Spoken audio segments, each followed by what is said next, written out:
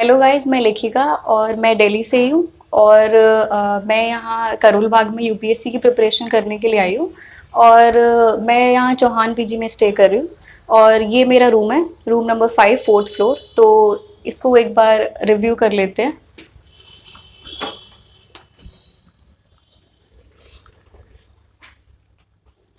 हम्म, तो ये जो रूम है इसके अंदर एक अटैच किचन भी है और एक अटैच वॉशरूम भी है। सो इसीलिए और एसी प्रोवाइड किया जाता है और क्लीनिंग सर्विस भी है। तो कोई प्रॉब्लम नहीं आएगी अगर क्लीनिंग की कोई इशू है। और आप देख सकते हैं दो, एक हमें कबर्ड दी हुई है। ये एक डबल शेयरिंग का रूम है जिसमें हमें दो कबर्ड दी जाती है, दो टेबल चेयर दिए जाते हैं। तो काफ़ी अच्छा फैसिलिटीज़ है, एक बार आप देख सकते हैं।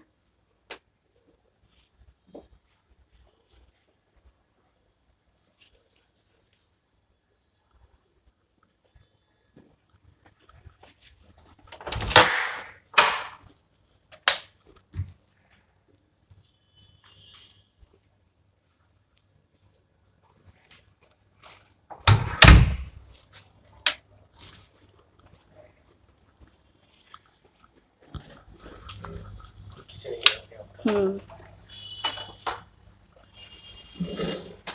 यहाँ पे आप मतलब कितने टाइम आप खाना बना सकते हैं? आप बेसिकली हम एक टाइम बनाते हैं और एक टाइम जैसे ब्रेकफास्ट हो गया, शाम का टाइम हम टिफिन सर्विस प्रोवाइड जो होती है वो ले लिया करते हैं। तो एक टाइम के लिए सफिशिएंट है।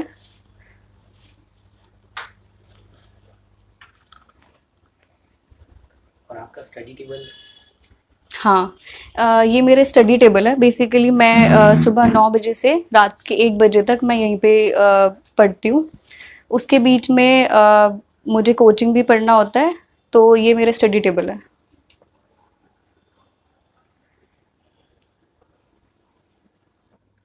ओके, थैंक यू लेखिका, अपना कीमती टाइम टाइम देने के लिए स्टडी में से। और आप चौहान पीजी में रह रहे हो, हम्म। तो आपने अपने रूम का टूर भी कराया। तो और आप सबसे अच्छी बात क्या, दिल्ली में ही रह रहे हो, तो दिल्ली में आप अपने घर से यहाँ पे आए चौहान पीजी में।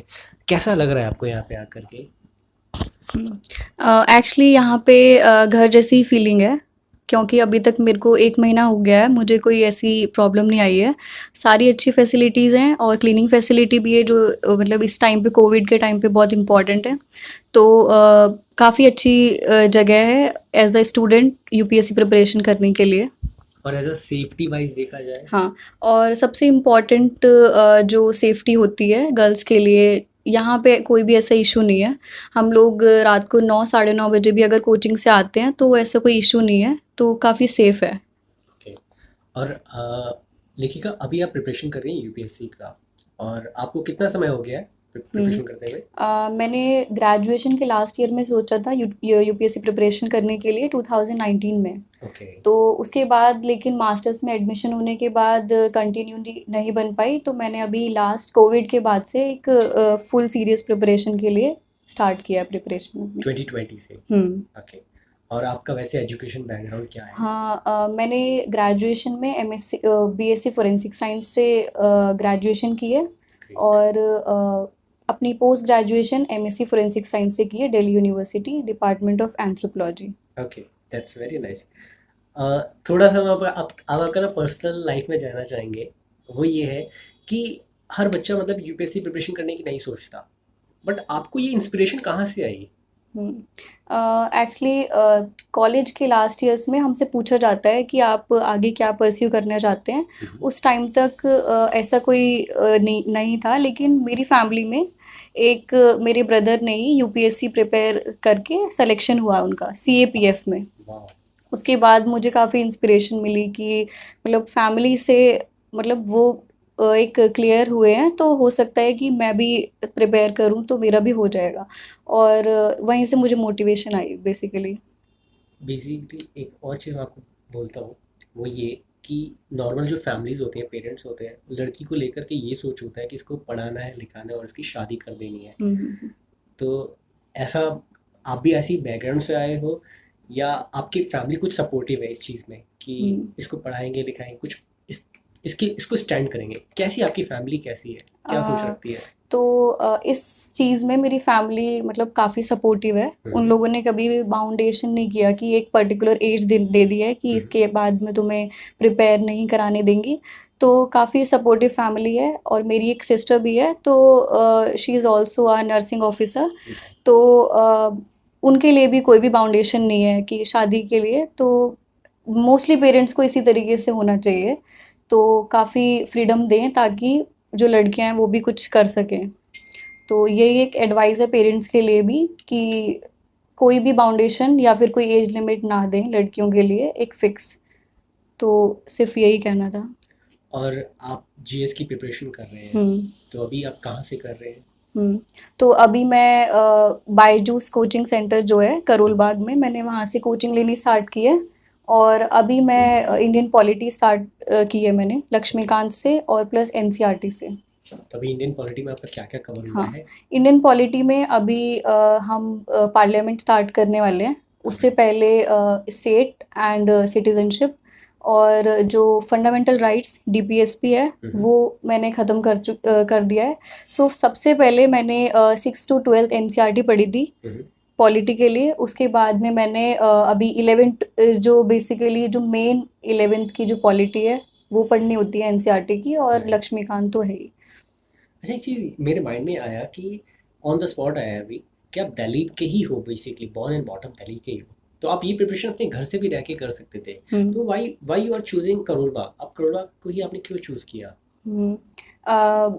इस क्वेश्चन का आंसर बहुत मतलब इम्पोर्टेंट है देना, क्योंकि काफ़ी सारी जो लड़कियां हैं वो मेरे साथ मेरे से क्वेश्चन पूछती हैं।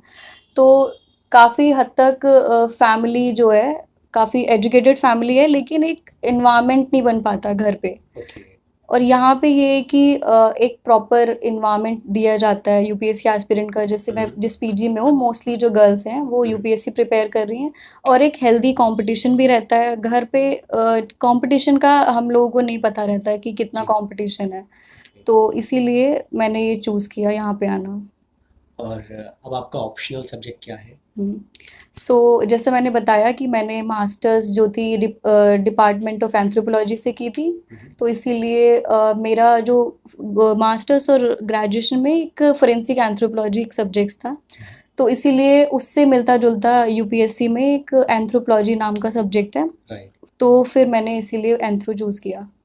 तो मतलब रीज़न यही था कि आपका बेस स्ट्रांग था उसमें, हम्म। दैट्स वाई आपने ये और ऑप्शनल मेरा चूज़ किया है। इंटरेस्ट भी था क्योंकि मैं जैसे साइंस बैकग्राउंड से हूँ, तो राइट। उसमें साइंस प्लस सोसाइटी दोनों का एक अच्छा कॉम्बिनेशन है, तो राइट। इसीलिए मुझे वो काफ़ी इंटरेस्टिंग लगा। स्टूडेंट्स बेसिकली जो ज़्यादा स्कोरिंग सब्जेक्ट्स होते हैं वो उसकी तरफ जाते हैं, हम्म। तो इसको आपने क्यों जैसे चूज़ अभी किया? यूपीएससी 2020 का रिजल्ट आया है। हाँ, हाँ। तो उसमें देखा गया है कि जो रैंक 1 है वो और जो मोस्टली जो टॉपर्स हैं हम्म, वो एंथ्रो ऑप्शनल से ही हैं। तो ओके। एक तो बहुत इंटरेस्टिंग है, ऊपर से काफ़ी 2-3 सालों से रिजल्ट भी अच्छा है, तो स्कोरिंग भी है। ओके। ग्रेट।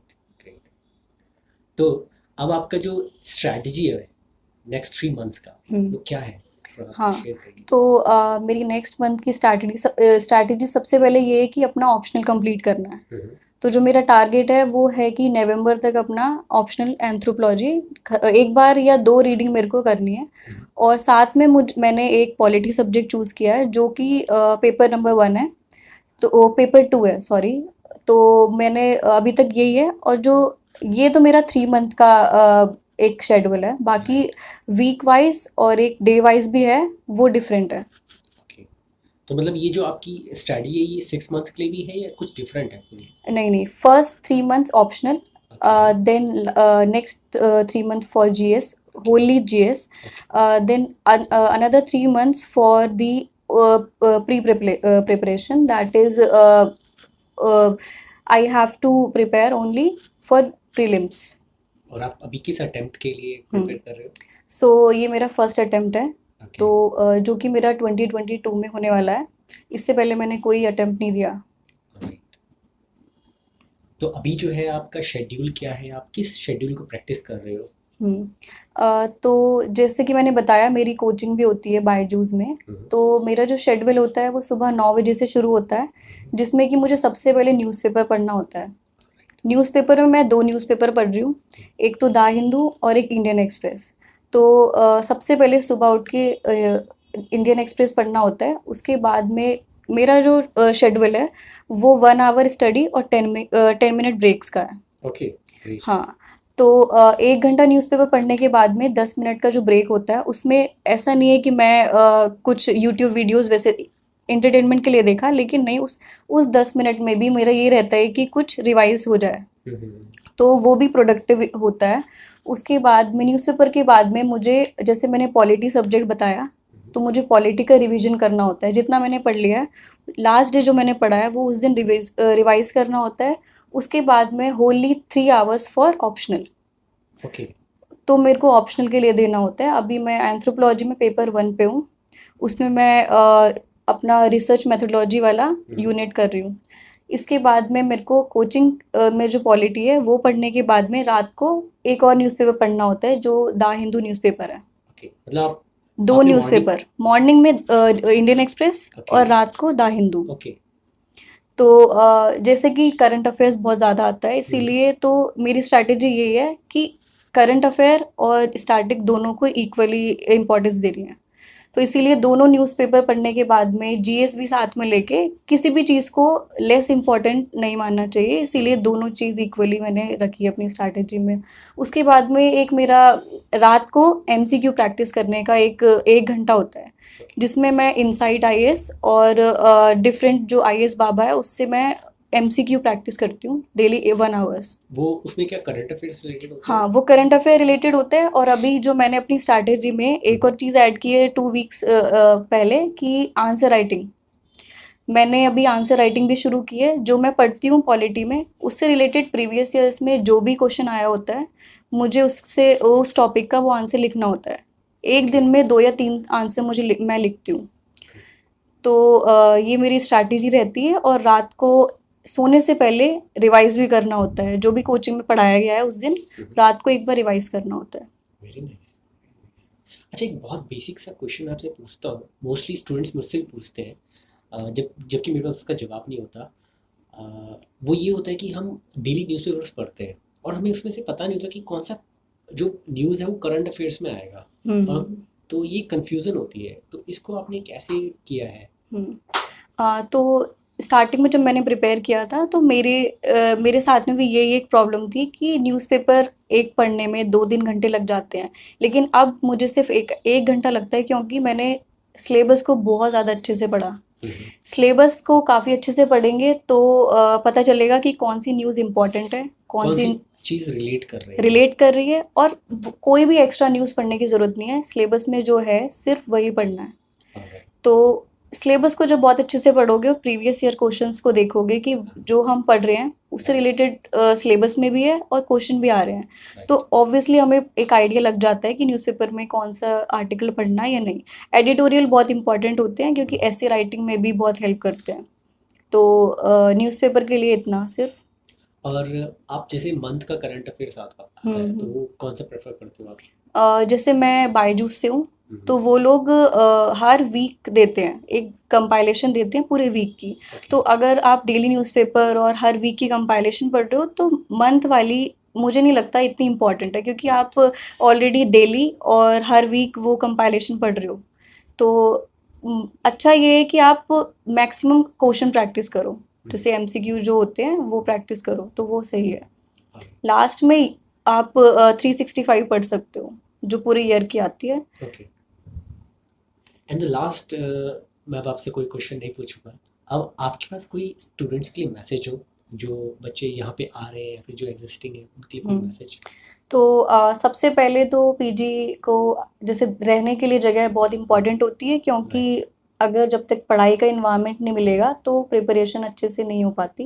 राइट। तो सबसे पहले आपको गूगल पे ही सर्च करना है कि करोल बाग में सबसे अच्छा पीजी कौन सा है। जैसे मैं पर्सनल एक्सपीरियंस से बता सकती हूँ कि आप चौहान पीजी को एक बार रिकमेंड कर सकते हैं कि अब कि काफ़ी अच्छा है। बाकी सेफ्टी वगैरह के हिसाब से भी काफ़ी अच्छा है।